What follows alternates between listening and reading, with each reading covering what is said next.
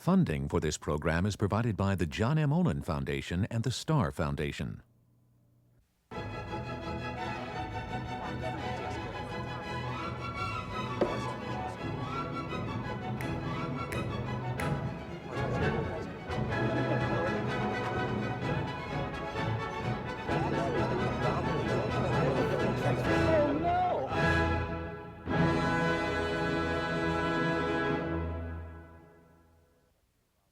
Welcome to Uncommon Knowledge. I'm Peter Robinson. Our show today, one decade, the 60s. Let's begin with a little history quiz. What's 3.5 inches by 2.25 inches and divided an entire generation of Americans? Here's a hint. Every American male between the ages of 18 and 35 was required by law to have one in his possession. A draft card. Hundreds of thousands of the young men who obeyed the law and honored this card found themselves shipped overseas and ended up carrying one of these. Hundreds of thousands of other young Americans disobeyed the law. Many burned their draft cards. They stayed home, or in some cases went north to Canada, and many of them ended up carrying one of these. The Vietnam War protest movement often turned violent. On college campuses across the country, administration buildings were occupied, trashed, even burned. At the same time, though, there was another protest movement taking place, one that was generally peaceful, the civil rights movement.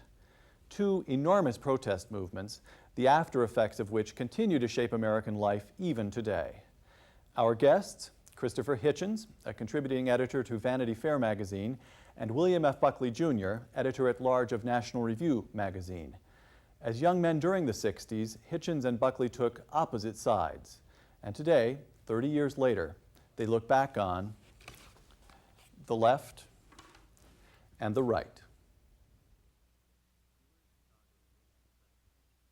You were in Chicago during the Democratic Convention of 1968, and you wrote afterwards, quote, "Chicago was seething with tension.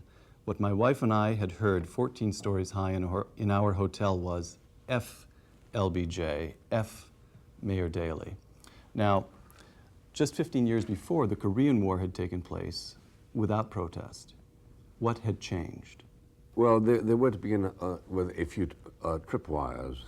The assassination of Kennedy, then the assassination of Bobby Kennedy and of Martin Luther King, so that the atmosphere was simply getting very tense. That exploded in conjunction with heightened hostilities on the whole Vietnam issue. I'd add that perhaps beginning with the Warren Commission, which I agree was one of the tripwires, there had arisen, I suppose it happens in every generation, but I think it was very salient in this one, a belief that the government was lying, or rather the recognition, the shock of recognition that that was true, that the government would lie to you openly and blatantly and on a major thing. I think that was the big discovery of that year. In 1968, when Mr. Buckley was in a hotel room listening to Chance, you were in Cuba as an agricultural volunteer helping to plant coffee. Now, what I want to excavate here is, what on earth were you thinking? By the time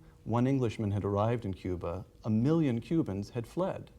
What were you thinking? You were thinking to corner the coffee market. Well, actually, it's true that... were you a dedicated Marxist? It's true they needed some coffee, and they still do, as a matter of fact. It's still rationed there, in spite of my best efforts. I was a dedicated Marxist. I was a member of an organization that was actually an anti-Castroite organization. If you're really interested in my personal history, you have to get some sectarian minutiae in. It was a Luxembourgist Trotskyist organization, and we sent a delegation of people to see whether or not the Cuban Revolution was, as advertised, a break with the Soviet model, a new start, and all of that. And this was remembered shortly after the death of the much controverted Ernesto Che Guevara. And it was a very interesting time to be there, because I was there during the invasion of Czechoslovakia, which was the point at which it became evident that Castroism was not going to live up to the advertised hopes. So it was a... You were how old, Christopher? I was then 19. 19, and you were in Oxford at that time. I was at the end of my first year in Oxford. Yes. Right. Now, what I'm interested in is to the extent to which your thinking was in some way representative of the thinking of your generation. That is to say, those protesters in Chicago, those people planting beans in Cuba, were you an outlier? Were you especially ideological?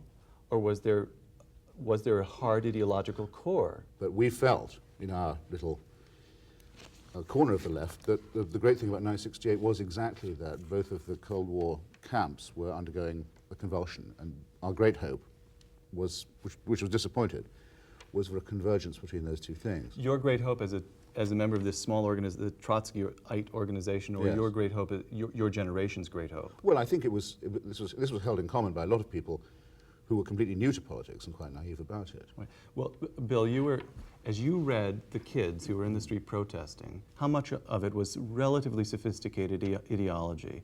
They weren't just rejecting the straight-laced lives of their parents, but the whole notion, the whole Cold War notion that communism was bad, we were good. And how much of it was just kind of naivete, romanticization of the commies, and so on?